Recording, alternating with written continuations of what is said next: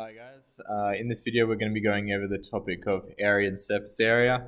This is like the other half of the year 11 topic of measurement, where we've already done a video on volume and capacity, so area and surface area is the other important bit. So we'll go through the syllabus points.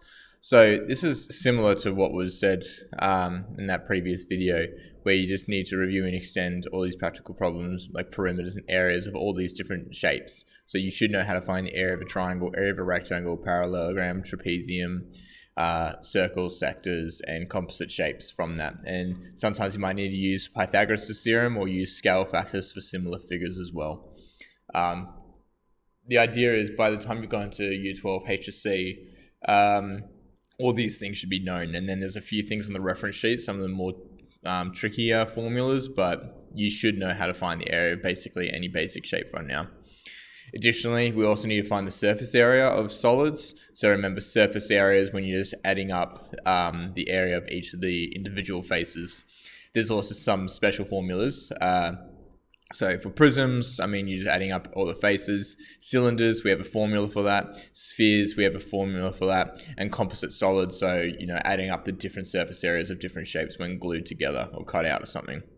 And then solving practical problems. So looking at the reference sheet, we have theta over 360 times pi r squared. So this is for sectors, where theta is the angle that's being subtended by the two radii, and r obviously is the radius, making sure that you're always, like, if you get given the diameter, you need to find the radius, and within that obviously is pi r squared being the area of a circle as well. It's not 2 pi r squared, that's a common mistake we see people do. It's not 2 pi r squared, it's just pi r squared. This formula is for trapeziums, as you should know, where A and B are the two parallel sides, and H is the horizontal distance between those two. And then there's the trapezoidal rule, and as I think I talked about in a previous video, they're linked. The reason why it's called trapezoidal rule is based on trapezium, so these formulas are basically the same.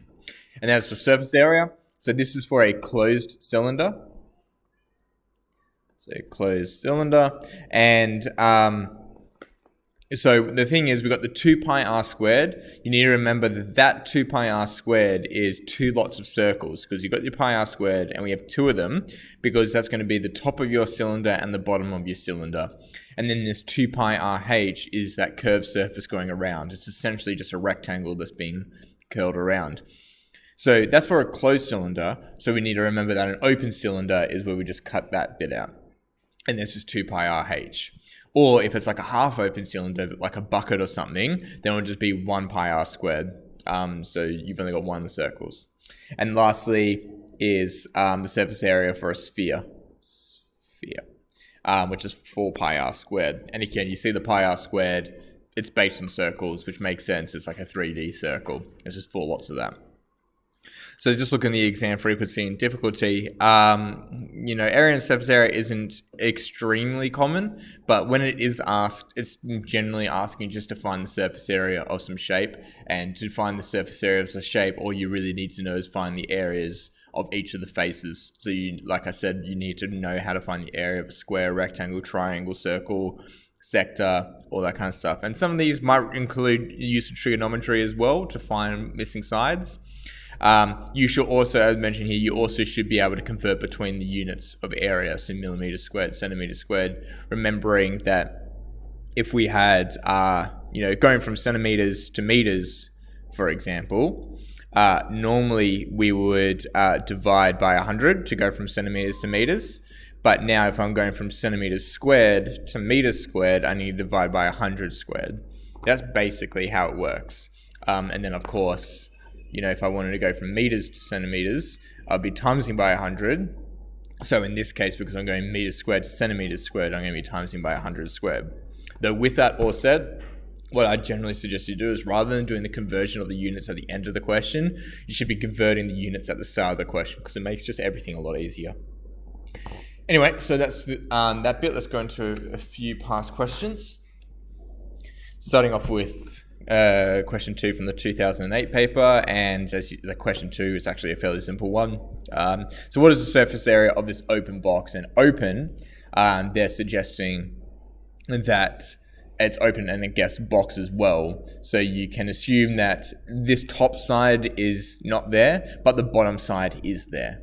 There's no kind of reason for us to think that there is no bottom. So to find the surface area, what we need to do is we need to add up the faces of all of them. So surface area equals, I'm going to focus first of all on the this left side and that back side.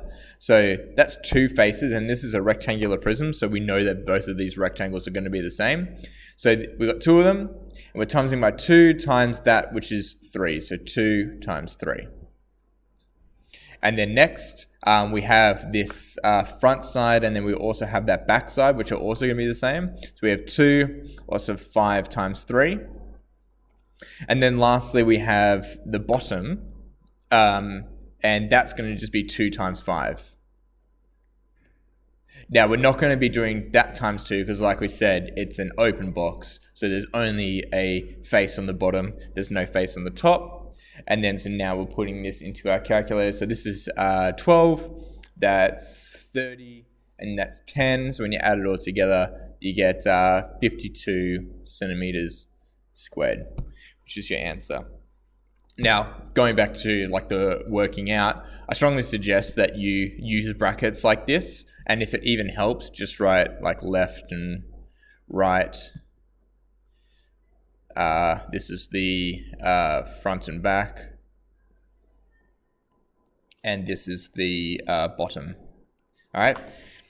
By keeping each bit, each set of faces within a set of brackets, it helps set out your work, and you can pick out mistakes that you've done quite clearly. So yeah, I would suggest that you set out your work like this, and it might be even worthwhile as well, rather than putting this all into your calculator as one little thing, do 2 times 2 times 3, which is 12, do 2 times 5 times 3, which is 30, do 2 times 5 is 10, and then do 12 plus 30 plus 10. But of course, it's up to you. Going into this next question, and of course, you should be pausing the video, having a go at it yourself, and then taking it from there. The diagram shows the floor of a shower. The drain of the floor is centimeter of the circle has a diameter of 10 centimeters. What is the area of the shower floor excluding the drain? So note that this is saying 10 centimeters, but this is saying meters, and our answers are in centimeters squared. So that means I want to be converting this into centimeters. It's going to make it a whole lot easier to do the conversion at the start rather than the end. So here I have 100 centimeters, obviously. And so now we need to find the area of this floor. So that means obviously we just need to find the area of that square subtracted by the area of that circle. So the square is going to be 10,000 centimeters squared, just 100 times 100. And that circle is going to be pi times 5 squared. Now, of course, it's 5 squared because we said that the diameter is 10. And that's a common mistake that we see all the time, people just not reading the question carefully enough. That's diameter, we need the radius. So always be looking out for that. And that gives us like 78.539 ... So therefore, the floor that we're looking for is going to be this minus this, which gives me 9921.460 ... So gives me that, answer B, because it says, it doesn't say what it's rounded to, but obviously this is multiple choice, so it can only be one of those. All right, going into the next question here. This is from the 2018 paper. So a shade shelter is to be constructed in the shape of a half cylinder with open ends. So with open ends and half a cylinder, open ends. So that tells us a lot. I mean, you can see in the diagram anyway. The diameter, is 3.8 meters. So that's 1.9 radius, and the length is 10. The curved roof is made out of plastic sheeting. What is the area of the plastic sheeting to the nearest meter squared?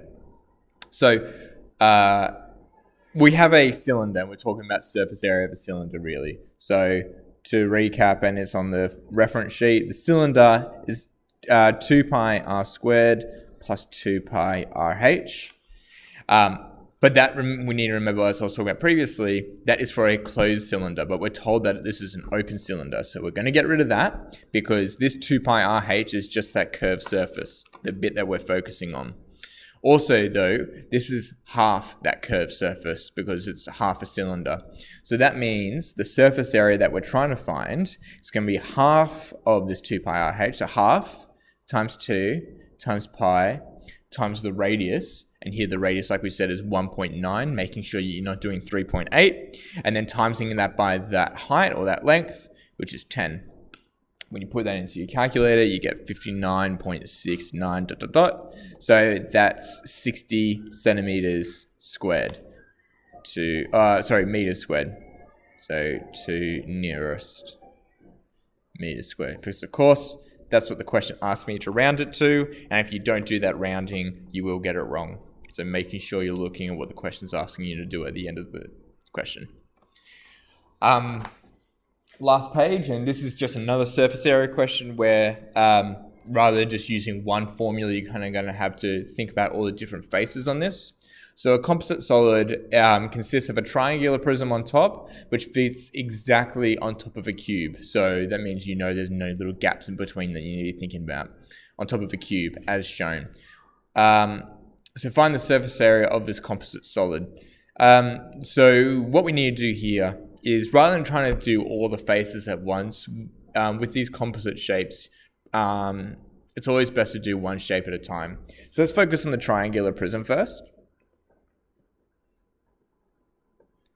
And remember, with these kinds of questions, there's no reason why you can't draw, like we've got all this space, there's no reason why we can't have like little headings. So the surface area for the triangular prism is going to be this front face, which is a triangle, and then you're also going to have a back face, which is that same triangles. So if I can find, so we'll talk about these triangles first. We've got two lots of, and then obviously the area of a triangle is half times base times height. So half times the base, which is 8. And we need to find the height of this triangle. It's not immediately given to us, but we are told that this whole length is 11 and this length is 8. So we're told that that's 3. So the height of that triangle is 3. So two lots of half times 8 times 3.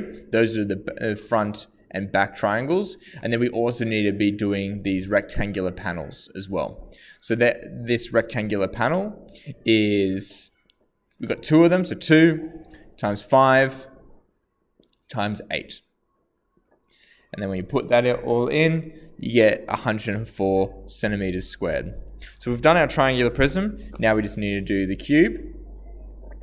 And the surface area for this cube is, well, we just got this face, 8 times 8. And because it's a cube, we know that's 8 times 8. That's 8. And so we want to do the front, the back, the right side, the left side, and the bottom. Now, we're not going to be doing the top as well because, of course, the top has been covered by the triangular prism. That's also why for the triangular prism, we didn't bother looking at the bottom face because they're put together. We don't count them. So that means it's just going to be 5 lots of 8 times 8. So 8 times 8 is the one face. We've got 5 faces. And that gives me 320. So therefore, the surface area of the whole thing is just going to be that times that, plus that, sorry. So 104 plus 320, which equals 424 centimeters squared. Okay.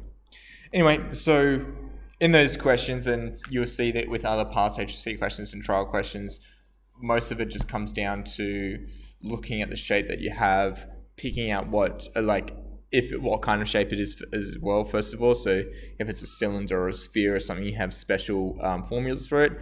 But if not, it's just breaking down the shape into its different smaller composite shapes, first of all, if you need to. And then from that, finding the area of each of the faces, thinking about all the measurements and what kind of shapes you have. Hopefully this has been helpful. And if you have any more questions about these, do ask. Thank you.